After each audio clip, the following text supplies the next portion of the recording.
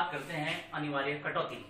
देखिए, अनिवार्य कटौतियां कुछ होती हैं, जैसे प्रोविडेंट फंड की कटौती, इंश्योरेंस यदि कंपनी द्वारा किया गया है तो उसका पैसा इसमें काट लिया जाता है, या इनकम टैक्स यदि कंपनी हर महीने ही कुछ ना कुछ काटती रहती है तो कुछ कटौतियां होती रहती हैं, जिसको साल के अंत में इनकम टैक्स डिपार्टमेंट में जमा कराया जाता है।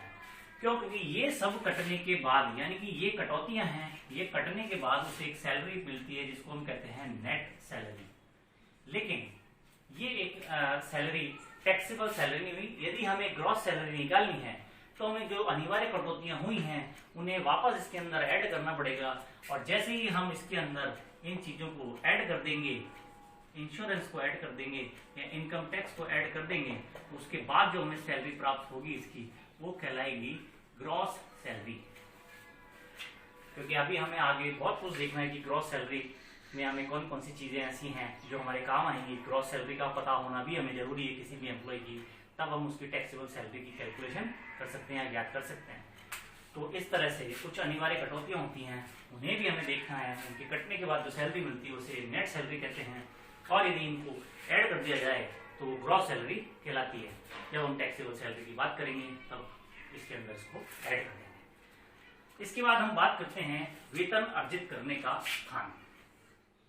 देखिए, ये हम जानते हैं कि डेपुटेशन पर भी कई एम्प्लॉइज एक स्थान से दूसरे स्थान पर या दूसरे डिपार्टमेंट में अपनी सेवाएं देते हैं। जैसा कि आप जानते हैं कि पुलिस के हैं या आर्मी के कर्मचारी होते हैं, उनको कभी सिक्योरिटी में लगा दिया जाता है तो वो अपना ही डिपार्टमेंट छोड़कर सिक्योरिटी के अंदर चले जाते हैं। तो इस तरह से वो एक डिपार्टमेंट से दूसरे डिपार्टमेंट में गए, लेकिन जहां पर वो अपना कार्य कर रहा है वहीं पर उसका वेतन अर्जित माना जाएगा। समझ में आई बात?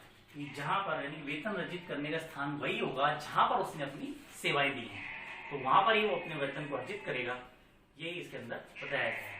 नेक्स्ट बात करते हैं एक से अधिक नियोक्ता। देखिए, ये बात सही है कि कोई पार्ट टाइम 2, 3, 4 जगह काम करता है और उसको सभी से कुछ ना कुछ वेतन के रूप में प्राप्त होता है। अब जब वेतन के रूप में यदि उसे प्राप्त होता है, जैसे मान लीजिए कि ए एम्प्लॉयर है, उससे उसे 5,000 रुपए मिले महीने के, बी एम्प्लॉय से उसे 10,000 रुपए मिले, सी एम्प्लॉय से उसे 12,000 रुपए पर मंथ मिले, तो हम उसकी साल की जो इनकम होगी उनका टोटल करेंगे, तब वो कहेंगे कि इनकम फ्रॉम सैलरी ये है। यानी कि 60,000, 1,20,000 और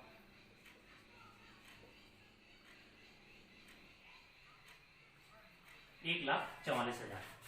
तो हम इसमें ये कह सकते हैं कि 1,80,000, 2,80,000 और 2,24,000 रुपये इसने पूरे साल भर में कमाए।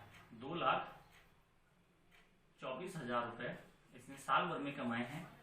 तो यानी कि उसको जितने भी उसके एम्प्लॉय हैं उनसे मिलने वाला वेतन उसके सैलरी हेड में जोड़ा जाएगा।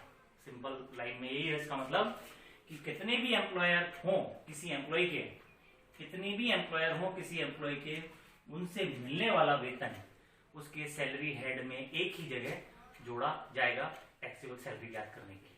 क्लियर है?